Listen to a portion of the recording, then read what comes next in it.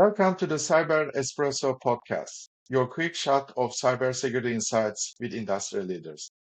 I'm excited to welcome today's guest, Karla Reffold, Chief Product Officer, Surefire Cyber. Good morning, Karla. Hi, thanks for having me. Likewise, thanks for coming. So, Karla, if you don't mind just giving a quick overview of yourself, your role at Surefire Cyber. So at Surefire, I'm the Chief Product Officer. Surefire is an incident response firm. And what I primarily do is look for recurring revenue streams, really looking at the data that we have from the cases that we work on and how we can use that to support other organizations and hopefully prevent them from going through similar incidents. Amazing. It should be an exciting job nowadays. It is a really exciting role. And I've spent a long time in the cybersecurity industry. So I've been COO for a threat intelligence company. And before that, I ran a cyber recruitment business in the UK and the US. Okay, amazing. So I just want to kick off our conversation talking about the threat actors, how they leverage AI, use AI. So I find it interesting. Those attackers, they leverage AI to enhance their offense.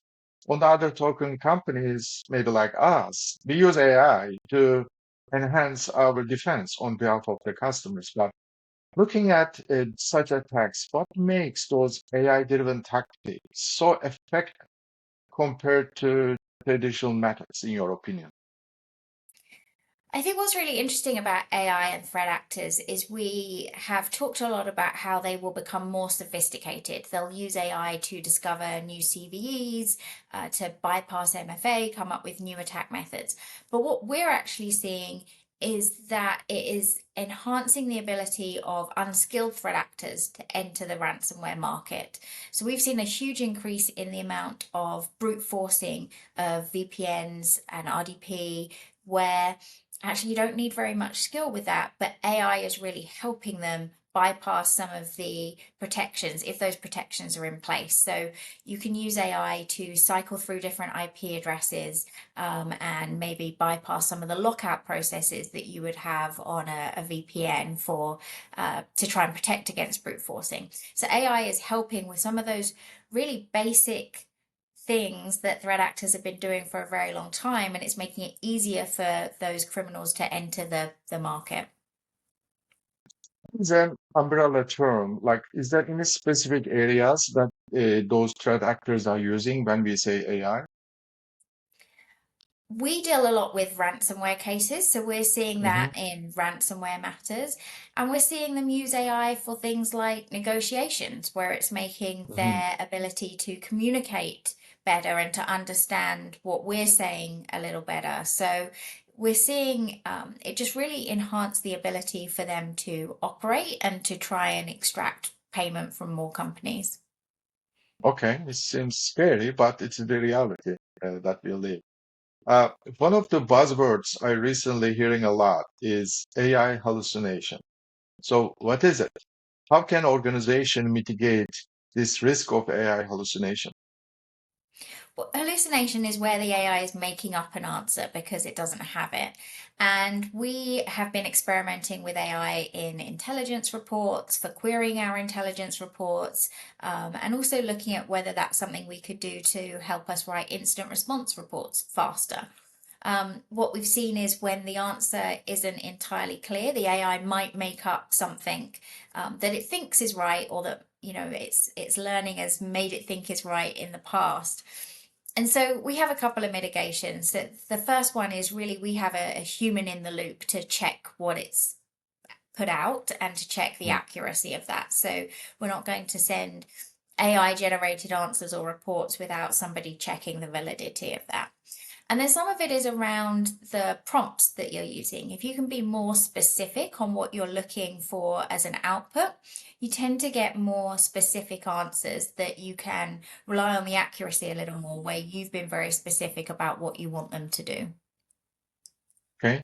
So today you are leveraging the commercially available tools like ChatGPTs, Copilots, those tools, or you have Yes, something in-house that you built, you train. We have private instances of some of the open source tools to really work out which one might meet our needs best. And I personally use AI tools for a variety of things. So I love kind of using it for meeting notes and things like Right. that. So what do you think about DeepSeek?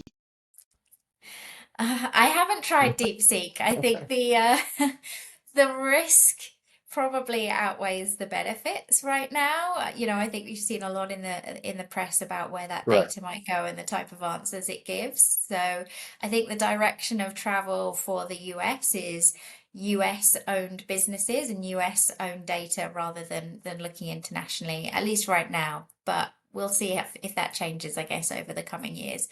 Cost often wins out, right, over security concerns, Yes. Yeah. unfortunately. Yeah.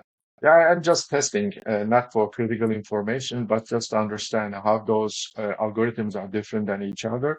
But I think in the world of AI, the latest is always the greatest, kind of what we see, and you never know. I know OpenAI is working on the new version that they will release soon, so I think they will tailgate each other at the end of the day.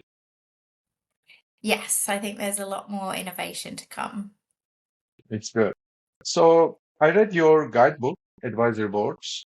Coming from the small organization, I mean, how difficult it is sometimes make decision, what type of board you need. But more importantly, if you don't mind giving a little bit more detailed factors, the key factors that the organization should consider about the type of the board that they will be going after. Writing that ebook was a real passion project for me. I've done a lot of advisory board work and have really enjoyed it and have seen some of those different structures that companies can consider. So the main thing I think is you need to decide what the goal is of having an advisory board or having a board in your organization. So if that goal is to win more customers and you want people that can be advocates for you, then that determines the type of board you put together and the type of people Mhm. you might want to invite into it. If you're a sole founder and you really need expertise and advice around you, then that is going to be a different type of profile. So I think the first thing you need to decide is what do I actually want to gain from this board? Why am I putting it in place? And then all the decisions around structure and people fall into place after you've determined that. So what is the right size of an advisory board? Of course, it depends, but what is the right size that you know that you should go after? Yeah, I've worked with organizations that have very few and then a lot of people. I think somewhere between 6 and 10, depending on the goal of the board. Again, if your goal is to win more customers and you want these big high profile names, then more might be better as long as you have explained what impact those people can have on your decision making and your direction for the business. If you want people around you that are going to help you with areas where you're not so strong, maybe you need a lawyer and an accountant and people like that will advise you in addition to having those as your providers, then probably a smaller team is going to be better because you're looking for them to help you make business decisions rather than give you feedback and increase your presence in the market. So I think it depends on the type of board, but probably somewhere around that number makes it manageable. 6 to 10. That's correct. Just to benefit from your experience, one area is with the board members, because they are not full-time employees, they are not running operation, and they have limited time.